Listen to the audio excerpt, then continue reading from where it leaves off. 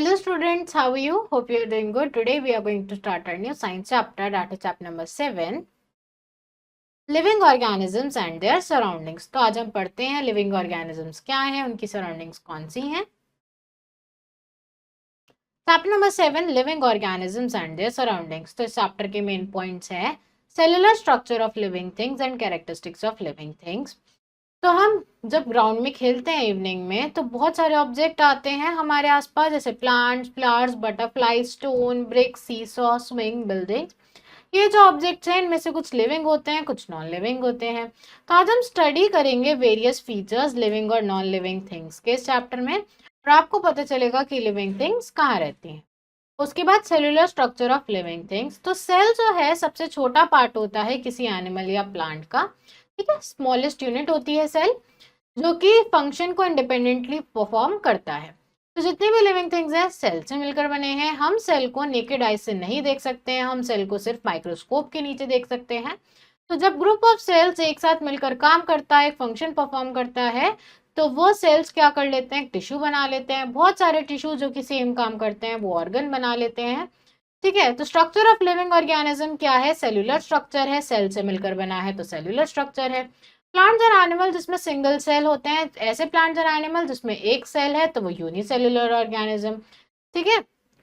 बहुत सारे प्लांट्स और एनिमल्स होते हैं जो कि सिर्फ एक सेल के मिलकर बने होते हैं, जैसे कि अमीबा, ठीक है, इनको हम यूनिसेल्युलर ऑर्गेनिज्म बोल रहे हैं। बाकी प्लांट्स और एनिमल जिसमें बहुत सारे सेल्स होते हैं, जैसे कि ह्यूमन बींग्स, तो वो कहलाते हैं मल्टी सेल्युलर ऑर्गेनिज्म, ठीक है। नॉन लिविंग थिंग्स में सेल्युलर स्ट्रक्चर नहीं होता है, ठीक है। जितनी भी लिविंग थिंग्स हैं उसमें मूवमेंट होती है, रेस्पिरेशन होती है, रिस्पॉन्स करते हैं, वो एक्सक्रीशन करते हैं, रिप्रोडक्शन करते हैं और अडाप्ट करते हैं अपने आप को।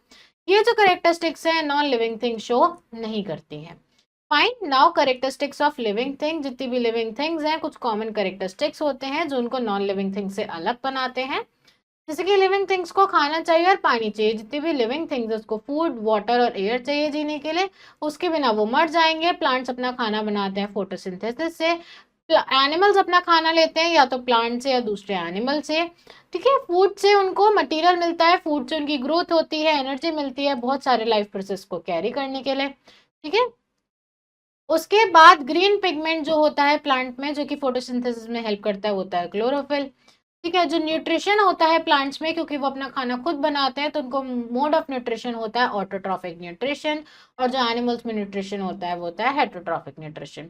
उसके बाद लिविंग थिंग्स ग्रो। ग्रो का मतलब है साइज में बढ़ना। तो all living things grow from a single cell. एक सिंगल सेल से बहुत सारी लिविंग थिंग्स ग्रो करते हैं, ठीक है। कुछ एग्जाम्पल क्या है ग्रोथ के, एक छोटा सा बेबी जो कि ग्रो करके एक अडल्ट बनता है, एक किटन जो कि कैट बनती है, एक सीड जो कि ग्रो करके एक बिग ट्री बनता है। तो आपने नोटिस किया होगा जो हमारे क्लोथ्स कवर्ड में रखे हैं वो कई बार हमें फिट नहीं आते हैं। क्यों? क्योंकि हम साइज में थोड़े से बड़े हो जाते हैं। जब हम ग्रो करते हैं तो हमारी बॉडी भी बड़ी हो जाती है।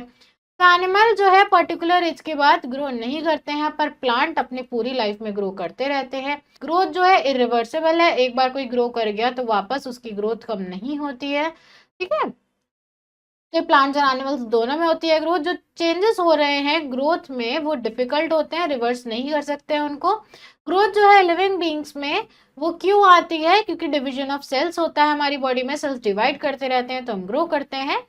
लिविंग नॉन लिविंग थिंग्स में जो ग्रोथ है वो क्यों होती है? क्योंकि हम उसमें कोई मटेरियल ऐड कर रहे हैं बाहर से, जैसे कि क्रिस्टल है या हीप ऑफ सैंड है। सैंड है, अगर हम उसमें और सैंड डालते रहेंगे तो उसका जो हीप है वो और बड़ा होता जाएगा। तो हमने बाहर से कोई मटेरियल ऐड किया है तो वो ग्रो कर रहा है। उसके बाद एनिमल्स जो है एक सर्टेन साइज के बाद ग्रो करना बंद कर देते हैं, जबकि प्लांट्स अपनी पूरी लाइफ में ग्रो करते ही रहते हैं। उसके बाद living things show movement. Living things movement show करते हैं। तो जितनी भी लिविंग थिंग्स हैं वो मूव करती हैं। एनिमल और प्लांट्स अलग अलग वेज में मूव करते हैं। एनिमल्स किस लिए मूव करते हैं? खाना ढूंढने के लिए, अपने आप को अपने दुश्मनों से बचाने के लिए, और हार्श क्लाइमेट कंडीशन से, और हार्श क्लाइमेटिक कंडीशन से बचने के लिए।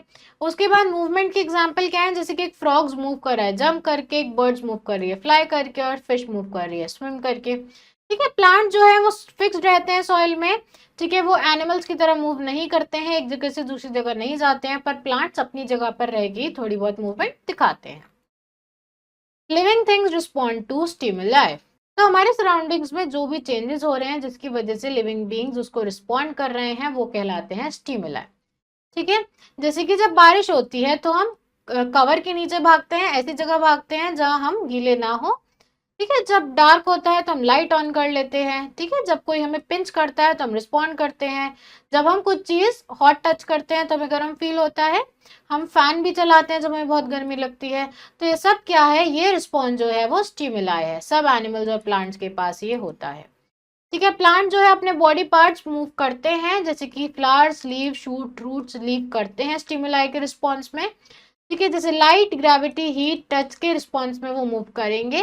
जैसे फ्लावर्स है, डैंडिलाइन है, वो मॉर्निंग में ओपन हो जाता है, यानी सनलाइट के रिस्पॉन्स में ओपन हो जाता है, और इवनिंग में जब लाइट चली जाती है तो वापस क्लोज हो जाता है। Living things respire to get energy. अब लिविंग थिंग्स रेस्पिरेशन शो करती हैं एनर्जी लेने के लिए। तो जितनी भी लिविंग थिंग्स हैं वो रेस्पायर करती हैं। रेस्पिरेशन एक ऐसा प्रोसेस है जिसमें हम ब्रीथ करते हैं ऐसी एयर जो कि ऑक्सीजन में बहुत रिच होती है, और ब्रीथ आउट करते हैं ऐसी एयर जो कि कार्बन डाइऑक्साइड में रिच होती है। तो जितनी भी लिविंग थिंग्स हैं वो रेस्पिरेशन अंडरगो करती हैं अपना खाना ऑब्टेन करने के लिए। तो ब्रीदिंग प्रोसेस में क्या होता है, एब्डोमेन और चेस्ट कैविटी की मूवमेंट होती है जो कि हम इजीली फील कर सकते हैं। अगर आप अपना पाम अपनी नोस्ट्रल्स के पास रखोगे तो आपको दिखेगा कि नोस्ट्रल्स में से एयर आ रही है। एक डीप ब्रेथ लो और मूवमेंट फील करो एयर की अपनी बॉडी के अंदर। ठीक है। अगर आप एक केटल को रेस्ट करते हुए देखते हो, डॉग, फिश या बर्ड को रेस्ट करते हुए देखते हो, तो आप देखते हो कि उसके एब्डोमेन में मूवमेंट हो रही है। तब आप देखते हो कि उनके तब आप देखते हो कि उनकी एब्डोमेन में मूवमेंट हो रही है। प्लांट भी ब्रीथ करते हैं, प्लांट भी रेस्पायर करते हैं। ठीक है। उनके ऊपर टाइनी पोर्स होते हैं जो ज्यादातर लीव्स के ऊपर प्रेजेंट होते हैं। तो डे के टाइम प्लांट क्या करते हैं, कार्बन डाइऑक्साइड लेते हैं और पानी की हेल्प से फोटोसिंथेसिस करते हैं, ऑक्सीजन देते हैं। पर नाइट में क्या होता है, नाइट में इसका उल्टा होता है, वो ऑक्सीजन लेते हैं और कार्बन डाइऑक्साइड गिव आउट करते हैं। ये एक्टिविटी देखते हैं कि जो एक्सेल्ड एयर है उसमें कार्बन डाइऑक्साइड होती है, तो हमें एक टेस्ट ट्यूब चाहिए, स्ट्रॉ चाहिए, कुछ लाइम वाटर चाहिए। अब आप कुछ लाइम वाटर को ले लो क्लीन टेस्ट ट्यूब में, उसके अंदर स्ट्रॉ डालो और ब्लो करो एयर को। ठीक है। आप क्या ऑब्जर्व करोगे, जो लाइम वाटर है वो मिल्की हो गया। लाइम वाटर मिल्की सिर्फ कार्बन डाइऑक्साइड की प्रेजेंस में ही होता है।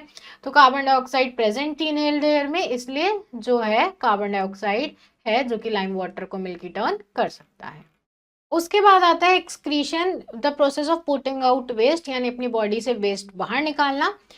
तो जितना भी खाना लिविंग ऑर्गेनिज्म खाते हैं वो कंप्लीटली हमारी बॉडी यूज नहीं करती है। एक पार्ट है फूड का जो अनयूज रह जाता है। जो अनयूज पार्ट है फूड का, ये हमारे लिए वेस्ट है। ठीक है। बहुत सारे वेस्ट मटेरियल्स हैं जो कि पॉइजनस होते हैं, हमारी बॉडी की फंक्शनिंग को खराब कर सकते हैं, इसलिए बॉडी से उनका रिमूव होना बहुत जरूरी है। तो रिमूवल ऑफ वेस्ट क्या कहलाता है हमारी बॉडी से, एक्सक्रीशन। ठीक है। एनिमल्स जो है अनवांटेड वेस्ट को पास करते हैं, जैसे कि सॉल्ट्स है यूरिन की फॉर्म में, स्वेट की फॉर्म में। ठीक है। अनडाइजेस्टेड फूड को फीसेस की फॉर्म में पास करते हैं। प्लांट्स के केसेस में जो वेस्ट है वो गम, रेजिन और लेटेक्स की फॉर्म में पास आउट होता है। ठीक है। जो कि वो अपने स्टेम्स पर पुट आउट कर देते हैं। उसके बाद प्लांट जो है एक्सेस वाटर को लूज करते हैं ट्रांसपिरेशन की प्रोसेस से, जो कि एक एक्सक्रीशन ही है। उसके बाद लिविंग थिंग्स रिप्रोड्यूस। अब लिविंग थिंग्स रिप्रोड्यूस भी करती हैं। जो लिविंग ऑर्गेनिज्म है वो अपने ही जैसे नए ऑर्गेनिज्म प्रोड्यूस करते हैं, इसको बोलते हैं रिप्रोडक्शन। तो अलग अलग एनिमल्स में रिप्रोडक्शन का मेथड अलग होता है। जैसे कि हैन, क्रो और डक अंडे देती हैं जिसमें से बच्चे बाहर आते हैं, जबकि डॉग, लायन जो है वो डायरेक्ट बच्चों को बर्थ देते हैं, वो अंडे नहीं देते हैं। उसके बाद एनिमल्स की तरह प्लांट्स के पास भी रिप्रोडक्टिव ऑर्गन्स होते हैं, वो भी रिप्रोड्यूस करते हैं। प्लांट्स रिप्रोड्यूस करते हैं सीड से, जो कि जर्मिनेट करते हैं। सीड से नए प्लांट बनते हैं, उनकी स्टेम आती है, लीव्स आती है, ब्रांचेस आती है। उसके बाद जितनी भी लिविंग बींग्स है उसकी लाइफ स्पैन अलग होती है। कोई भी हमेशा के लिए जिंदा नहीं रह सकता, एक टाइम पे सब लिविंग ऑर्गेनिज्म की डेथ होती है। उसके बाद एक डिफरेंस टेबल में दिखाया आपको, लिविंग थिंग्स को खाना चाहिए और नॉन लिविंग को खाना नहीं चाहिए। लिविंग थिंग्स ग्रोथ शो करती हैं, नॉन लिविंग थिंग्स की तरह ग्रो नहीं करती हैं। वो ब्रीथ करती हैं, गैसेस एक्सचेंज करती हैं रेस्पिरेशन के लिए, इनमें रेस्पिरेशन नहीं होता है। ये सराउंडिंग्स में जो चेंजेस होते हैं उसको रिस्पॉन्ड करते हैं, ये नहीं करते हैं। ये वेस्ट प्रोडक्ट रिमूव करते हैं, ये एक्सक्रीट नहीं करते हैं। इसके बाद ये यंग वंस प्रोड्यूस करते हैं अपनी तरीके का, ये रिप्रोड्यूस नहीं करते हैं। इसके बाद ये सर्टेन टाइम तक रहते हैं और ये हमेशा लाइफ टाइम रहते हैं। उसके बाद न्यू वर्ड्स, लिविंग थिंग्स क्या है, ऐसी चीज जिसको फूड, वाटर और एयर चाहिए सर्वाइव करने के लिए। नॉन लिविंग थिंग जिसको फूड, वाटर और एयर नहीं चाहिए सर्वाइव करने के लिए। ग्रोथ क्या है, बॉडी साइज में इंक्रीज होना। स्टिमुलाई क्या है, एक्सटर्नल एनवायरमेंटल फैक्टर जिसकी वजह से जो ऑर्गेनिज्म है वो रिस्पॉन्स करते हैं। उसके बाद एक्सक्रीशन क्या है, वेस्ट का रिमूवल हमारी बॉडी से। उसके बाद रिवाइज कर लेते हैं। Things are grouped in, things को हम ग्रुप करते हैं लिविंग और नॉन लिविंग थिंग में। लिविंग थिंग्स जो है वो शो करती हैं कुछ कैरेक्टरिस्टिक जिनके बारे में हम पढ़ पाते हैं और हमें पता चलता है कि कैसे बॉडी और ऑर्गेनिज्म वर्क करते हैं। लिविंग थिंग्स को हम डिस्टिंग्विश कर सकते हैं नॉन लिविंग थिंग्स से growth, movement, food intake, sensitivity, respiration, excretion और रिप्रोडक्शन के बेसिस पर। ग्रोथ जो है इरिवर्सिबल है और इससे ऑर्गेनिज्म का साइज इंक्रीज होता है। एनिमल जो है वो पर्टिकुलर एज के बाद ग्रो नहीं करते हैं, पर plants through out life grow करते हैं। प्लांट जो है वो लाइट, ग्रेविटी, टच और टेम्परेचर के रिस्पेक्ट में रिस्पॉन्स दिखाते हैं। इसके बाद लिविंग थिंग्स जो है रिप्रोड्यूस करते हैं नए ऑर्गेनिज्म, जबकि नॉन लिविंग थिंग्स रिप्रोड्यूस नहीं करते हैं। लिविंग थिंग्स को खाना और पानी चाहिए होता है, वो रेस्पायर करते हैं और उनमें कुछ फीलिंग्स होती हैं। लिविंग थिंग्स की डेफिनेट लाइफ स्पैन होता है और वो सेल से बने होते हैं। उसके बाद practice questions. All living things need water only, food and water only, food, water and air, या none of them? तो living things need food, water and air.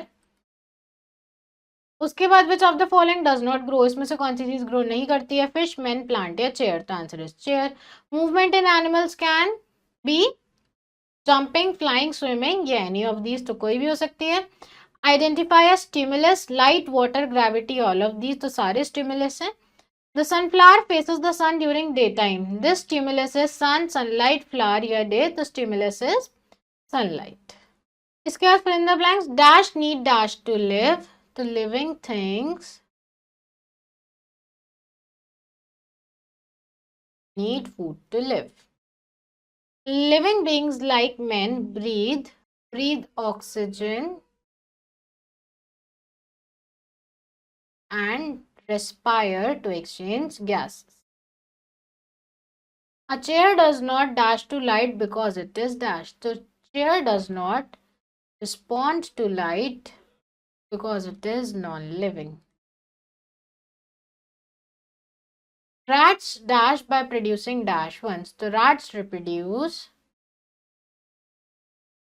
by producing young ones. A candle does not dash like a plant. So a candle does not grow like a plant. Match the following. A seed in soil grows into seedling. Then scion